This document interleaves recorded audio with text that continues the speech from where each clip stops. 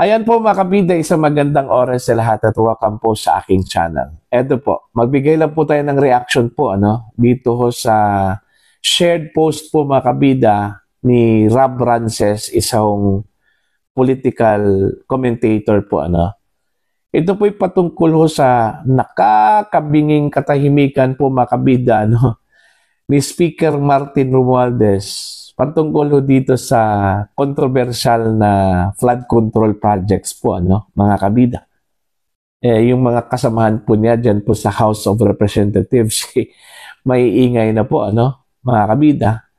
Nagkukumahog na po sa kadedepensa po, dito ho sa pagdawit ho ng mga accusers, sa House of Representatives, po. Meron nang nagalit po na isang kongresista po kay Mayor Benji Magalong dahil daw idinamay daw niya itong mga mababatas po sa kanyang mga aligasyon po mga kabida Eto, babasahin ko lang po ito pong post po o shared post po mga kabida ni Rob Rances. Actually, originally posted po ito mga kabida ng Lyrical Universe at shinare lang po ito ni Rob Rances po mga kabida. Ang caption po nila dito actually, Speaker Martin Romualdez nananatiling walang imik sa issue ng flood control projects. Ayan. Yan yung kanila pong caption po, post po ng Lyrical Universe. Alright?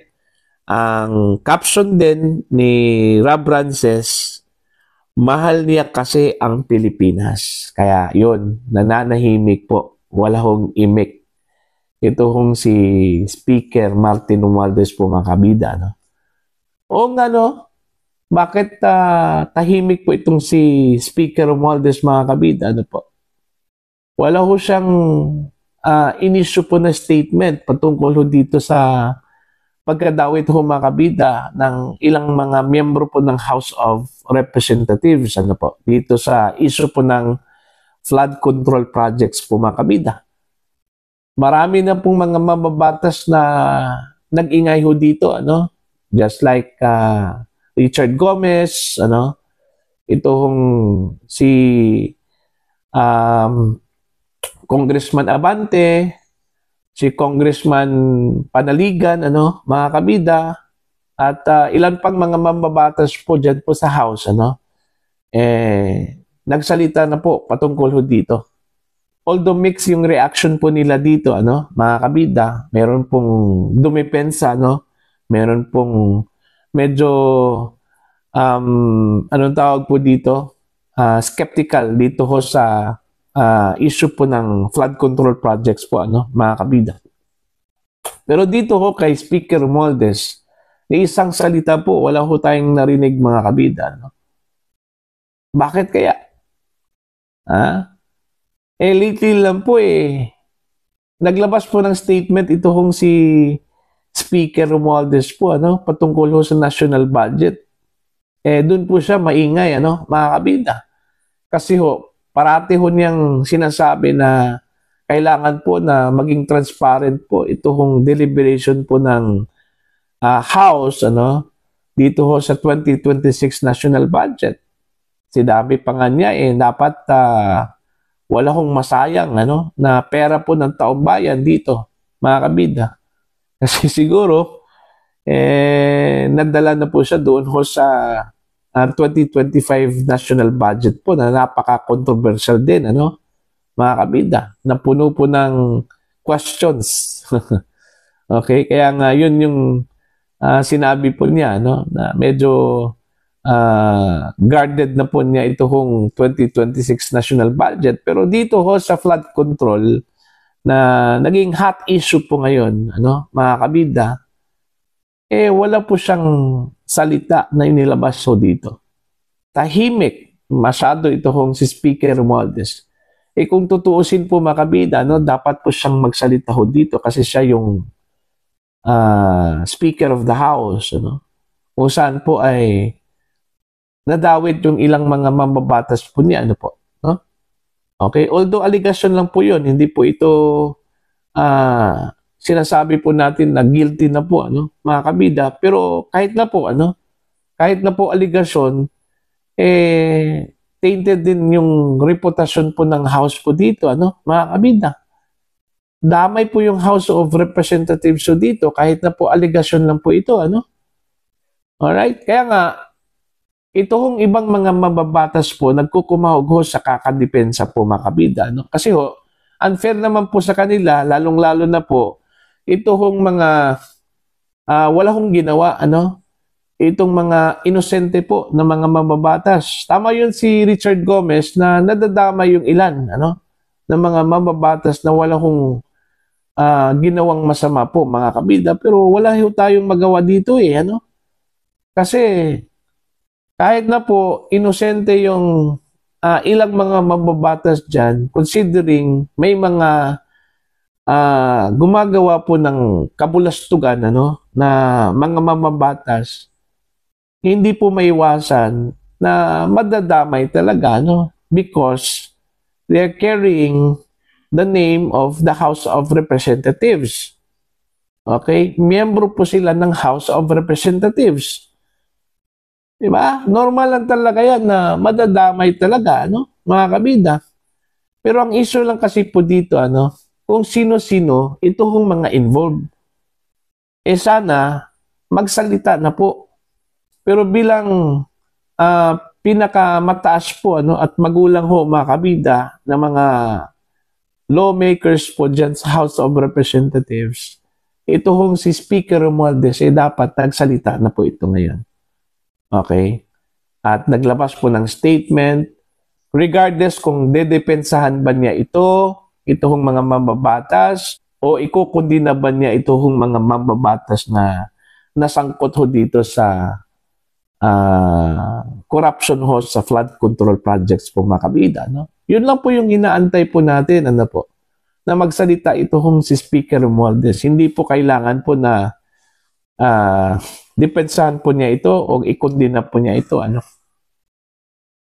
Ang mainam lang po na maglabas po siya ng statement dito.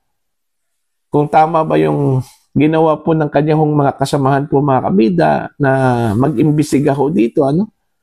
Diba? Ako, saludo po ako dito ho sa mga mababatas po na nagsalita po, ano, mga kabida.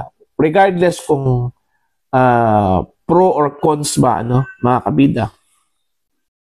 Basang importante lang po dito nagsalita kasi dito kasi lumabas yung kanilang concern Dito kasi malalaman natin kung concern itong mga mababatas mga kabida o hindi ano. Itong mga congressmen po. Ako nakikisimpatya po ako doon sa mga inosente po na mga lawmakers ano. Nadamay lang po ano dahil sa kagagawan po ng kanilang mga kasamahan po mga kabida ano po. Okay? So, yun lang po. Marami lang pong nagtataka po mga kabida bakit ho tahimik at nakakabingi yung katahimikan po ni Speaker Romualdez dito sa issue po ng flood control. Ano? Sana po marinig po natin siya no? In the coming days kung ano po yung kanyang stance dito mga kabida ano po, no? Sa kontrobersiya na ito. Yung impeachment nga ni VP Sara, napakaingay itong si Speaker Romualdez po mga kabida. Ano po, no? Okay? National budget, napakaingay. Pero dito ho sa flood control, hindi ho nagsalita. Kaya ngayon yung tanong bakit kaya naghahanda ba ito para sa kanyang official statement? Sana po. Meron po siyang official statement po dito, ano? Hindi po mananahimik na lang po dito, ano, mga kabida. Okay lang sana kung ordinaryong congressman lang po ito si Speaker Romualdez. Hindi Speaker of the House Okay? Ama po ng House of Representatives, ano, mga kabida. Kagaya ho sa isang pamilya, di ba?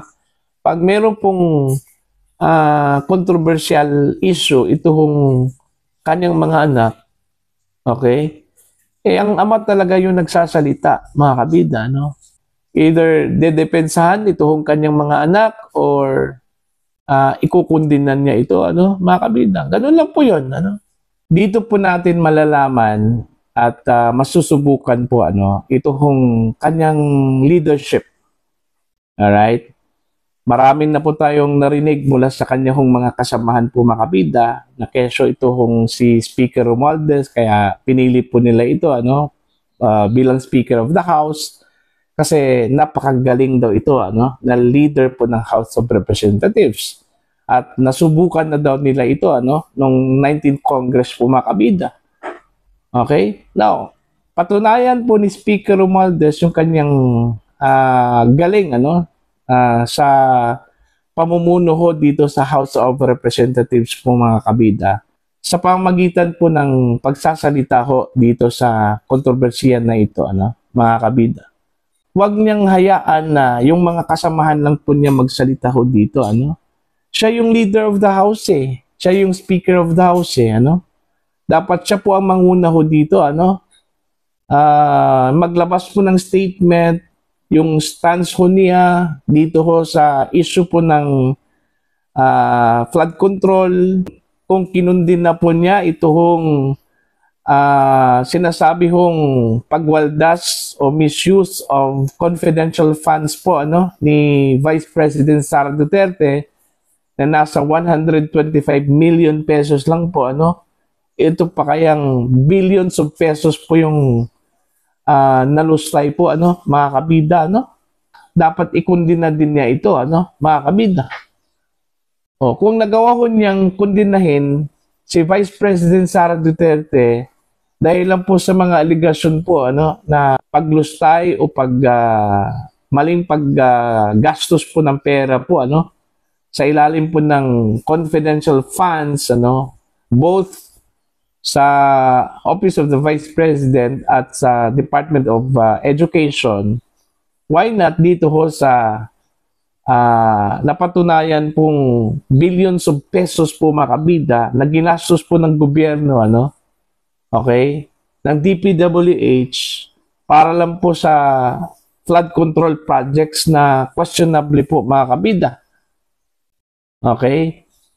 Mga proyekto po na sinasabi ho at inamin po ng DPWH na some of them are ghost.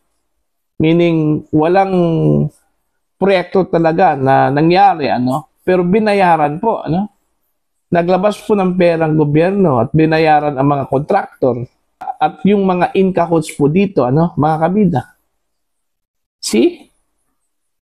Kailangan na po maglabas ng statement si Speaker Romualdez dito. Huwag mong patagalin, ano? Nadadawit na po yung house po dito, ano? Yung reputasyon po ng house, mga kabida. Diba? So it's high time na depensahan po ni Speaker Romualdez ito hong house. As an institution, hindi po yung mga mababatas, ano, mga kabida, ano? Yung house as an institution na nadamay na po dahil ho dito sa kagagawan po ng ilang mga miyembro po ng House of Representatives, mga kabida. Hindi po natin sinasabi na guilty na po ito hong mga nadawit po na mga miyembro po ng House, pero since allegation po ito at mayroon pong mga ginagawang investigasyon po, mga kabida, no? Pero at least man lang to protect the integrity of the house, ano, as an institution, dapat magsalita po ito kung si Speaker Romualdez, mga kabida. Huwag hong tahimik na lang po, no? Hindi ho masusubukan yung leadership dyan. Kung magaling ho na leader ito kung si Speaker Romualdez, dapat tumayo ho siya dito. Okay? He should stand what is right. Yun po, mga kabida. At ano yung dapat gawin po, ano, ng isang Speaker of the House.